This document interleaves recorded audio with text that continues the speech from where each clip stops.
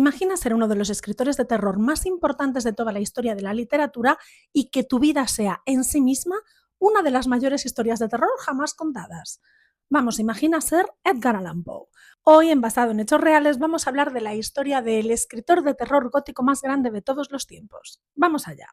Edgar Allan Poe nació en 1809 en Boston en el seno de una familia muy pobre. De hecho, sus padres eran unos actores de teatro muy mediocres y quedó huérfano muy jovencito, apenas tenía 3 años.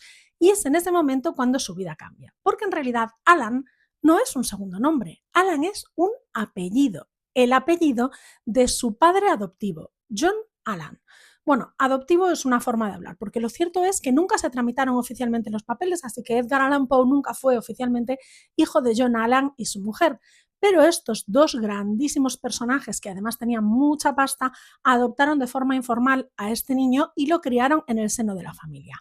John Allan era un tío bastante huraño, con un carácter malísimo, y aunque no le dio formalmente su apellido, Poe lo adoptó de forma extraoficial. Ese Alan pasó a ser parte de su vida, como también pasaron a ser parte de su vida las creencias y forma de vivir de esta familia súper conservadora de Virginia. Vamos, para que os hagáis una idea, el concepto tradwife al padre de Edgar Allan Poe le parecía, bueno, una modernidad absolutamente intolerable. Por temas de curro, los Allan se mudan a Inglaterra y meten a Poe en uno de los internados más importantes de Chelsea. De ahí esa magnífica educación británica y un tanto atildada que Poe arrastró toda su vida. De ahí viene el 50% de su inspiración, esa esencia gótica y ese enorme conocimiento de los clásicos literarios. El otro 50%, esa parte oscura y sobrenatural, la adquiere al volver a Estados Unidos, a Virginia, donde entra en contacto con todos los esclavos y criados negros que mantenían las tradiciones que habían heredado de generaciones atrás. Desde la magia negra hasta el vudú, toda esa parte sobrenatural cala profundamente en Poe y mezclando ambas genera un tipo de literatura absolutamente único. Pero su padrastro no veía con muy buenos ojos esta vena creativa de Poe y decide matricularlo en la universidad para que estudie comercio y mercado e intentar meterlo dentro del negocio familiar. Spoiler, salió regular. Porque resulta que el colega Edgar tenía como mucha afición a los juegos de azar y adquirió una enorme cantidad de deudas de juego. Durante un tiempo su padrastro, cubrió estas deudas, pero llegado a un punto, este señor decide que no piensa soltar un duro más y Edgar tiene que dejar la universidad con el rabo entre las piernas, con una humillación absoluta y buscarse la vida. Con las deudas de juego tras de sí y con una tendencia a las adicciones importantes, se rumoreaba que también un alcoholismo incipiente, pero a esto volveremos después porque esto es importante en su historia personal y literaria. Bueno, pues Edgar vuelve a su Boston natal y en 1927 publica su primer libro, un poemario que pasó sin pena ni gloria. Total, que el colega tenía pues muchísimo talento, tenía muchísima creatividad y tenía 0 libras en el bolsillo. No tenía forma de sobrevivir, no era capaz de hacer frente a esas deudas de juego, decide que necesita hacer algo para ganar dinero y se alista en el ejército.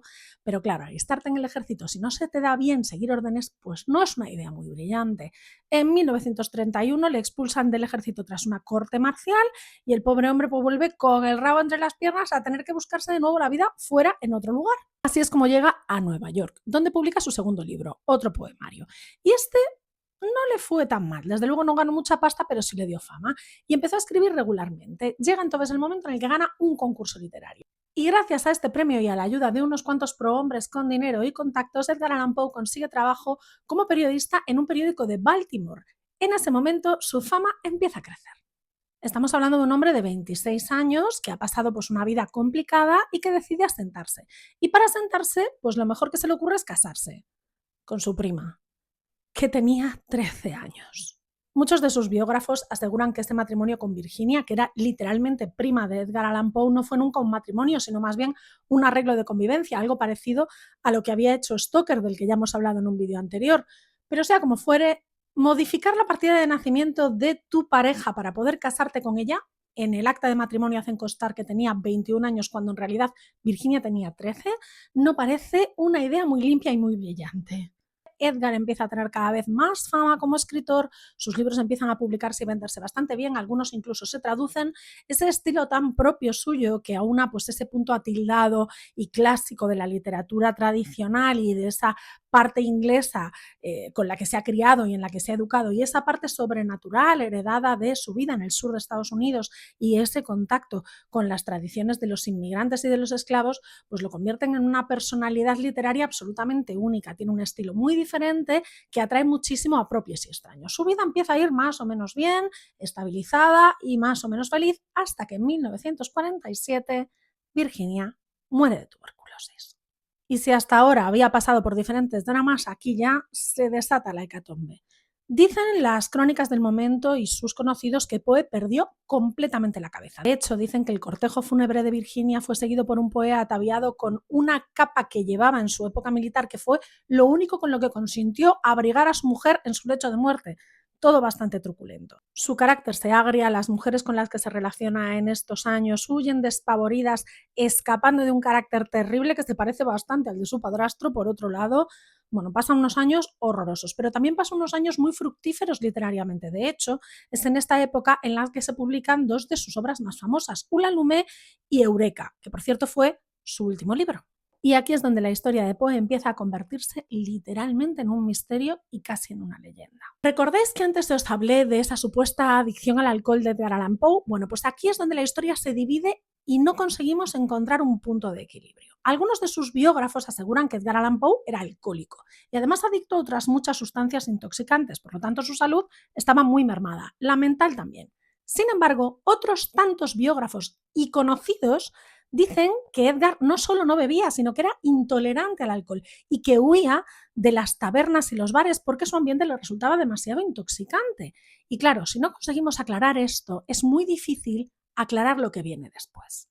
En el otoño de 1949, Edgar Allan Poe anuncia su matrimonio con Sarah Elmira Royster, una mujer que al parecer le hacía muy feliz. De hecho, las crónicas de la época y los testimonios de sus conocidos dicen que estaba extático ante la idea de contraer matrimonio con ella. Pero unos días antes de esa boda, Poe desaparece. El 3 de octubre de 1949 es encontrado vagando por las calles de Baltimore, absolutamente desorientado, hablando incoherencias y pidiendo auxilio. Asegura que le están siguiendo y que su vida corre peligro. Un amigo suyo lo lleva al hospital y allí fallece solo unos días después. En ningún momento de los 5 días que Poe estuvo hospitalizado desde que se le encontró hasta que falleció el 7 de octubre fue capaz de explicar qué le había pasado o por qué había llegado al hospital con ropa que no era suya. La leyenda dice que en sus últimos momentos invocó de forma reiterada a Reynolds, un personaje que le había servido de inspiración para una novela suya, Arthur Gordon Pym. Lo que sí sabemos con seguridad es que sus últimas palabras fueron: «Que Dios ayude a mi pobre alma». Tanto los informes médicos de su hospitalización como su informe de defunción y su certificado han desaparecido. Lo único que sabemos es que las crónicas de la época dicen que murió por una inflamación cerebral. En aquella época se solía utilizar este eufemismo para hablar de muertes, bueno, un poco vergonzosas, como aquellas provenidas del alcoholismo o de la adicción a las drogas, pero también se utilizaba para hablar de meningitis y de causas que no se podían probar. A día de hoy seguimos sin encontrar ni la causa por la que Poe desapareció, ni la causa por que apareció vestido con ropa que no le pertenecía y completamente desorientado, ni sabemos con certeza absoluta si era o no alcohólico o si de hecho había bebido o no en esos días en los que estuvo perdido. Lo que sí sabemos es que su literatura ha pasado a la historia y que él mismo se ha convertido en todo un misterio que sigue sin resolver.